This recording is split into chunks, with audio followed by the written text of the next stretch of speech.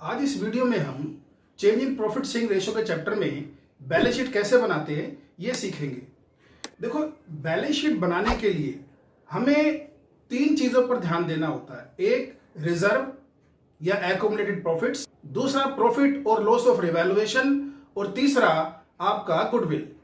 तो अब तीनों पॉइंटों को समझ लेते हैं। हो सकता है क्वेश्चन में बैलेंस शीट में आपको रिजर्व दिया हो और गुडविल दी हो और साथ में कुछ असेट्स की वैल्यू दी हो जिनकी वैल्यू अप या डाउन हो गई है, मतलब कि उनका रिवैल्यूएशन करना पड़ेगा, जिसकी वजह से हमें प्रॉफिट या लॉस आ सकता है।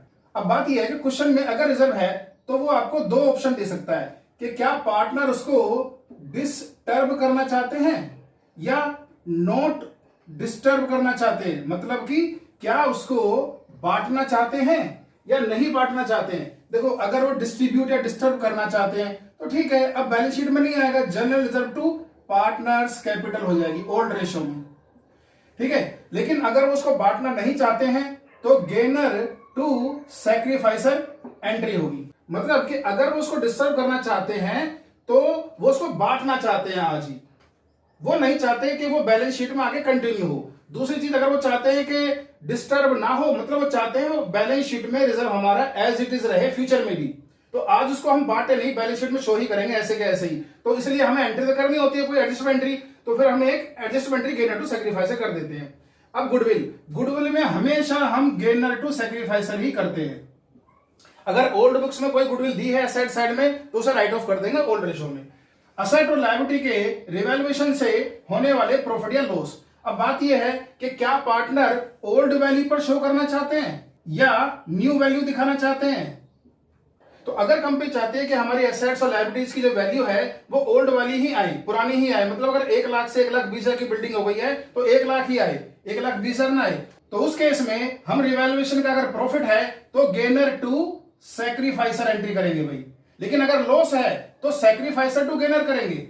हो सकता है कि रिवैल्यूएशन का लॉस हो, कोई जरूरत थोड़ी प्रॉफिट ही हो। अगर लॉस होगा तो सैक्रिफाइसर टू गेनर कर देंगे, लेकिन अगर प्रॉफिट है तो गेनर टू सैक्रिफाइसर कर देंगे। कब? अगर वो चाहते हैं कि ओल्ड वैल्यू ही बैलेंस शीट में आए, लेकिन अगर वो चाहते हैं कि न्यू वैल्यू बैलेंस शीट में आए तो ठीक है, रिवैल्यूएशन प्रॉफिट को बांट दो, तो revaluation account debit to A to B to C ये एंट्री कर देंगे। और अगर लॉस होगा तो A B C to revaluation entry कर देंगे। इधर अगर कंपनी चाहती है कि हम न्यू वैल्यू बैलेंस शीट में दिखाएं, मतलब कि 1 लाख की बिल्डिंग 1,20,000 हो गई है तो 1,20,000 ही बैलेंस शीट में आनी चाहिए नई बैलेंस शीट में, तो उस केस में रिवैल्यूएशन के प्रॉफिट को हम बांट देंगे, revaluation account debit to ABC. लेकिन अगर लॉस है तो एबीसी टू रिवैल्यूएशन, ठीक है। अब हम क्वेश्चन ले लेते हैं। तो क्वेश्चन नंबर 25 है टीएस 2019 का। XYZ पार्टनर थे, XYZ की कैपिटल थी 2,10,000, 1,50,000, 1,20,000। कंपनी के पास कुछ रिजर्व भी था और प्रॉफिट लॉस भी था, क्रेडिट बैलेंस, क्योंकि ये क्रेडिट बैलेंस है, लायबिलिटी में दिया है। इसके बाद क्वेश्चन में कहता है कि पार्टनर ने डिसाइड किया है कि उनकी प्रॉफिट शेयरिंग रेशियो फ्यूचर में 3:1 होने वाली है और इसके लिए उन्होंने गुडविल की कैलकुलेशन की है जो आई है 1,50,000। अब वो चाहते हैं कि गुडविल बुक्स में रिकॉर्ड ना हो और साथ में ये भी चाहते हैं कि रिजर्व और जो प्रॉफिट हैं वो हमारे डिस्ट्रीब्यूट नहीं होने चाहिए, ठीक है। अब हम देखते हैं। देखो भाई, अगर हमारा general reserve profit and loss, इसका मतलब वो कंटिन्यू करना चाहते हैं क्योंकि वो नहीं चाहते कि वो डिस्ट्रीब्यूट हो, तो बैलेंस शीट में चाहते हैं कि जनरल रिजर्व जहां हमारा है वहीं आते रहना चाहिए, प्रॉफिट लॉस जहां है वहीं आते रहना चाहिए। कितना था ये? कहता है 65,000 और 25,000, 65,000 और 25,000, ठीक है। तो 65,000 हमारा और 25,000 हमारा है प्रॉफिट। इधर वो कहता है गुडविल भी है जी 1.5 लाख रुपए की। तो अब इन केसेस में क्या करते हैं आप देखो, गुडविल में तो हमेशा हम गेनर टू सैक्रिफाइसर ही करते हैं, इसमें तो कोई बात ही नहीं है। अब आती है रिजर्व और प्रॉफिट लॉस की। हमने सीखा था अभी कि अगर वो चाहते हैं उसको डिस्ट्रीब्यूट करना तो हम बैलेंस शीट में शो नहीं करेंगे, पार्टनर्स कैपिटल में क्रेडिट कर देंगे।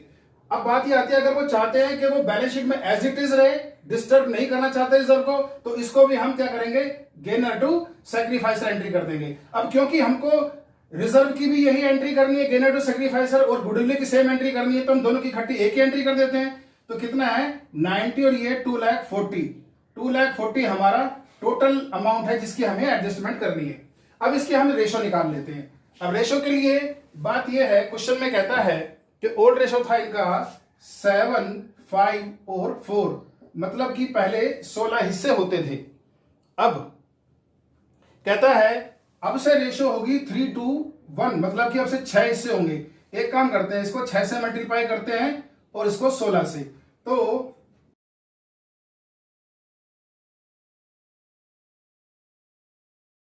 अब हम देख रहे हैं कि हमारे पहले भी 96 शेयर थे, अब भी 96 शेयर हैं, लेकिन पहले x जो है वो लेता था 42 आउट ऑफ 96, अभी ले रहा है 48। इसका मतलब 6 यूनिट का इसको गेन हुआ।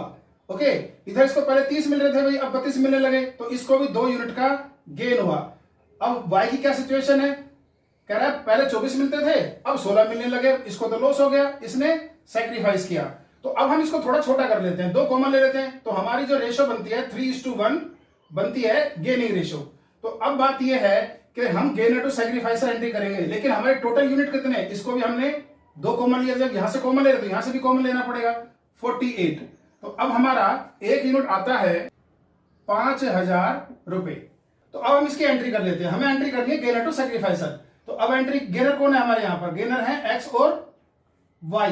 तो X capital account debit, Y's capital account debit to जेड्स कैपिटल अकाउंट। कितने कितने यूनिट, इसको 3 यूनिट का गेन हुआ था, इसको 1 यूनिट का गेन हुआ था, इसको 4 यूनिट का इसने सैक्रिफाइस किया था। 1 यूनिट हमारा कितने रुपए का आ रहा है, 5000 रुपए का। इसका मतलब 15,000, 5,000 और 20,000। तो यहां पर x और y के अकाउंट से 15 और 5,000 रुपए निकाले जाएंगे और z को दिए जाएंगे। अब हम क्वेश्चन शुरू करते हैं। अब बात यह है कि आपको बैलेंस शीट में आपको पार्टनर्स के बैलेंस दिए कैपिटल के 2,10,000, 1,50,000, 1,20,000। क्वेश्चन में रिवैल्यूएशन दिया नहीं है, गुडविल और रिजर्व की हम एंट्री कर ही रहे हैं, तो इस एंट्री की हम पोस्टिंग कर लेते हैं। तो यहां पर बाई एक्स कैपिटल अकाउंट और बाई वाइज कैपिटल अकाउंट, ये हम x और y के अकाउंट से निकाल के z को देंगे कितने, 15,000 और 5,000। और यहां पर x और y के अकाउंट से निकाल लिए जाएंगे, कौन निकालेगा भाई, z निकालेगा। कितने, 15,000 इसके अकाउंट से और 5,000 इसके अकाउंट से। चलो जी, अब बात यह आती है कि यहां पर इस अकाउंट को हम क्लोज कर देते हैं। इसके 2,10,000 थे, एक्स के 2,10,000 में से 15,000 इसके निकाल लिए गए, 1,95,000 इसके अकाउंट में बचे हैं, बैलेंस सीडी। इधर इसके पास 1.5 लाख रुपए थे, 1.5 लाख में से इसने 5,000 रुपए किसको, जेड को दे दिए, तो 1,45,000 रुपए इसके पास बचे अकाउंट में। इसके पास पहले 1,20,000 थे, 15 और 5 इसको एक्स और जेड वाई से मिले, तो यहां पर 1,40,000 का टोटल हो गया। अब बैलेंस शीट में ये जो नए बैलेंस है ये पार्टनर्स कैपिटल के आएंगे, partners capital X Y Z. कितना कितना है जी, 1,95,000, 1,45,000, ओके, और 1,40,000।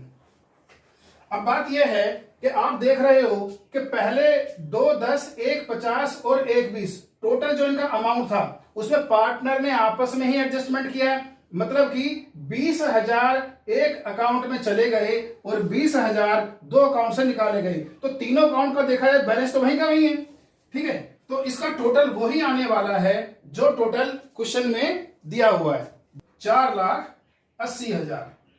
ओके, बाकी चीजें हम बैलेंस शीट में एज इट इज लिख देते हैं। तो यहां पर अब हम देख रहे हैं कि हमें क्वेश्चन में क्रेडिटर्स भी दिए हुए हैं।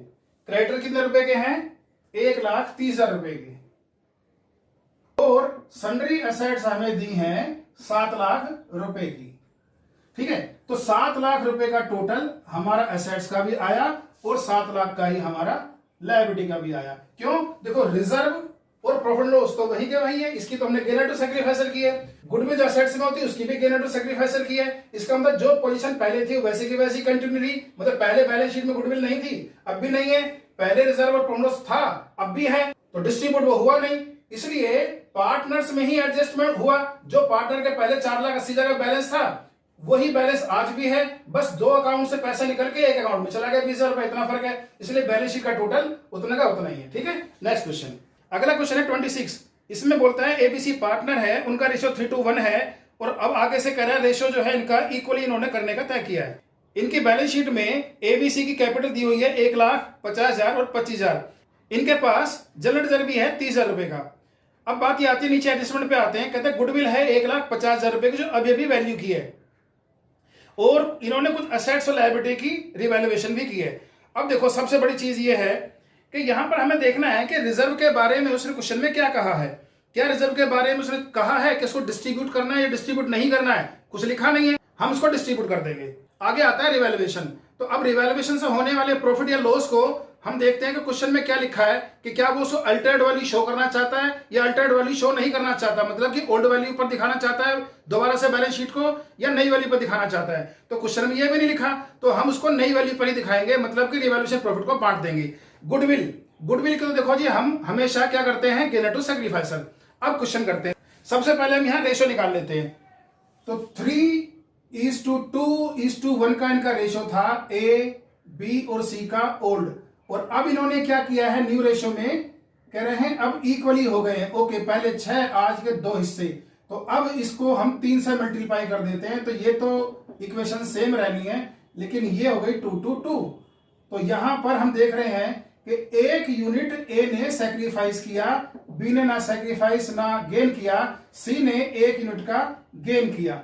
ओके, पूरी कंपनी की गुडविल कितनी है भाई, 1,50,000। तो 1,50,000 यूनिट कितने, 6, इनसे डिवाइड कर दिया तो 25,000 रुपए का एक यूनिट आ गया। अब गुडविल के लिए तो हम गेनर टू सैक्रिफाइसर करते हैं, तो यहां गेनर कौन है, सी, तो एंट्री करेंगे C's capital account debit to A's capital account. Okay, कितना, 25,000। एक चीज, दूसरी चीज, अब रिवैल्यूएशन और जनरल रिजर्व, तो क्योंकि हमको इनको डिस्ट्रीब्यूट करना है, पहले जनरल रिजर्व को बांट लेते हैं। तो general reserve account debit to A's capital to B's capital to C's capital. यहां ओल्ड रेशियो में इसको बांट देंगे रिजर्व को। रिजर्व कितना था जी हमारा रिजर्व था 30,000 रुपए का, तो 30,000 रुपए को ओल्ड रेशियो में 15,000, 10,000 और 5,000 करके हम इसको बांट देंगे। अब आता है रिवैल्यूएशन। जरा रिवैल्यूएशन का देखते हैं। कहता है land will be revalued at ₹80,000। कह रहा है पहले तो बैलेंस शीट में अगर देखते 50,000 रुपए की लैंड की वैल्यू थी, लेकिन आज 80,000 रुपए की हो गई है, तो फायदा हो गया हमको। तो भाई फायदा कहां पर आता है, प्रॉफिट कहां पर आता है, रिवैल्यूएशन क्रेडिट साइड में। तो हम लिखेंगे बाई लैंड अकाउंट कितना, 30,000 रुपए का, और आज हमारी लैंड की जो नई वैल्यू है 80,000, वो बैलेंस शीट में दिखा देंगे। अल्टर्ड कर दी हमने वैल्यू, न्यू वैल्यू दिखाइए। इसके बाद बोलता है बिल्डिंग डेप्रिशिएट हो गई 6% से। बिल्डिंग थी हमारी 50,000 रुपए की, तो 3,000 रुपए से बिल्डिंग की वैल्यू डाउन हो गई, तो ये लॉस हो गया। इसको डेबिट में ले आते हैं 3,000 रुपए को। आज बिल्डिंग की क्या वैल्यू बैलेंस शीट में जो नई वैल्यू दिखाई जाएगी वो है 47,000। 50,000 की थी, 3,000 रुपए डाउन हो गई। ओके, इस बार बोलता है क्रेडिटर ने पैसा लेने से मना कर दिया 6,000 रुपए से। ओके, तो 50,000 के पहले क्रेडिटर थे, 6,000 रुपए लेने से मना कर दिया, तो आज के क्रेडिटर कितने रुपए के हमारे, 44,000 के, और ये हमारा प्रॉफिट हो गया। क्रेडिटर क्योंकि उन्होंने पैसा लेना ही नहीं, लायबिलिटी कम हो गई, लायबिलिटी कम होने से हमको प्रॉफिट होता है 6,000 रुपए। ओके, ठीक है, इसमें और कुछ नहीं है। तो हम देखते हैं कि हमारे को 36,000 रुपए का क्या है, प्रॉफिट है, और 3,000 का लॉस। तो ओवरऑल हमारे को 3,000 रुपए का रिवैल्यूएशन का प्रॉफिट हुआ। इस प्रॉफिट को हमें ट्रांसफर करना है to partners capital account A B C old ratio में। ओल्ड रेशियो क्या है हमारी, 3:1। तो 16,500, 11,000 और 5,500 ये बट गया। इसके बाद हम अब देख लेते हैं इसकी जर्नल एंट्री। अब जर्नल एंट्री अगर हम करेंगे तो देखो रिवैल्यूएशन अकाउंट में जितनी भी चीज डेबिट में है उन सभी के लिए रिवैल्यूएशन अकाउंट को डेबिट करेंगे। जैसे बिल्डिंग है डेबिट में है ना, लॉस है ना, तो revaluation account debit to building account 3000 रुपए। रिवैल्यूएशन के क्रेडिट साइड में लैंड और क्रेडिटर है, मतलब प्रॉफिट है, इसका मतलब रिवैल्यूएशन को एंट्री में क्रेडिट करेंगे। तो land account debit to revaluation 30,000, creditors account debit to revaluation 6,000। अब बात आती है, ये एंट्री हम डेबिट कर चुके हैं रिवैल्यूएशन में और ये क्रेडिट कर चुके हैं, तो अब हमारा आता है 33,000 का प्रॉफिट। इस 33,000 प्रॉफिट के लिए revaluation account debit to A to B to C. क्यों? क्योंकि रिवैल्यूएशन प्रॉफिट है और रिवैल्यूएशन अकाउंट के डेबिट साइड में आ रहा है, इसलिए इसके लिए रिवैल्यूएशन अकाउंट डेबिट होगा। तो एंट्री क्या बनी? Revaluation account debit to A's capital to B's capital to C's capital. ये इसकी जर्नल एंट्री हो जाएगी। अब हम इसका अकाउंट बना लेते हैं, बाकी देखते हैं। कहता है आपके पार्टनर्स के बैलेंस बीडी क्या थे क्वेश्चन में? हमारे बैलेंस बीडी थे 1,50,000 25,000।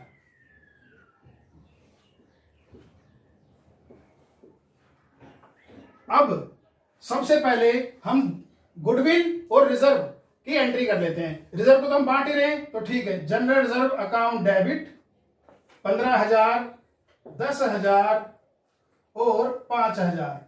अब बैलेंस शीट में यहां रिजर्व नहीं आएगा, क्यों? वो तो डिस्ट्रीब्यूट हो गया। अब आती है गुडविल की, तो गुडविल यहां पर क्या है? ए क्रेडिट है, किससे क्रेडिट है जी? सी से क्रेडिट है, तो सीज कैपिटल अकाउंट कितने? 25,000। और सी डेबिट है किससे? ए से, एज कैपिटल 25,000। ओके, तो इसकी ये एंट्री हो गई। अब बात ये आती है कि हमने गुडविल की एंट्री कर दी, रिजर्व की एंट्री कर दी, अब रिवैल्यूएशन को प्रॉफिट को ट्रांसफर कर देते हैं बाय रिवैल्यूएशन अकाउंट। कितना? 16,500, 11,000 और 5,500। और तो क्वेश्चन में कुछ है नहीं। अब हम देखते हैं इसका टोटल कितना हुआ। 1,40, 1,56,500, ये कितना? 60, 71, 71,000 और ये कितना? 30, 35,500। इधर 35,500 में से 500 में से 25 चले गए, तो हमारे आए 10,500 और ये 71 का 71 ही आ गया। इधर ये 1,56,500 का 1,56,500 टू बैलेंस सीडी। अब हम बना लेते हैं इसकी balance sheet. Partners capital account के नए बैलेंस आएंगे हम यहाँ पर ए बी सी। 1,56,500, 71,000, 10,500। तो ये इसके बैलेंस हो गए। इसके बाद अब हम देखते हैं बैलेंस शीट में जो आइटम बची है उनको एज इट इज लिख देते हैं, जिनमें कोई चेंज नहीं हुआ। लायबिलिटी में देख लेते हैं पहले। क्रेडिटर में चेंज हो चुका है, वो हमने नहीं लिख दिए हैं। बिल्स पेबल आपकी 20,000 की है, बिल्स पेबल वो एज इट इज आ गए, उनमें कोई चेंज नहीं हुआ। इसके बाद रिजर्व हमारा जो है बट ही चुका है, वो नहीं आएगा यहाँ पर। और एबीसी का नया बैलेंस आ गए। असेट्स में लैंड आपकी 50,000 रुपए की जो चेंज हो गई थी वो वैल्यू लिख दी है, बिल्डिंग की भी नई वैल्यू लिख दी है। अब आपका आता है प्लांट। प्लांट 1,00,000 रुपए का। इसके बाद आपका स्टॉक डेटर, स्टॉक डेटर और बैंक, इनकी क्या वैल्यूज हैं? 40,000, 30,000, 5,000।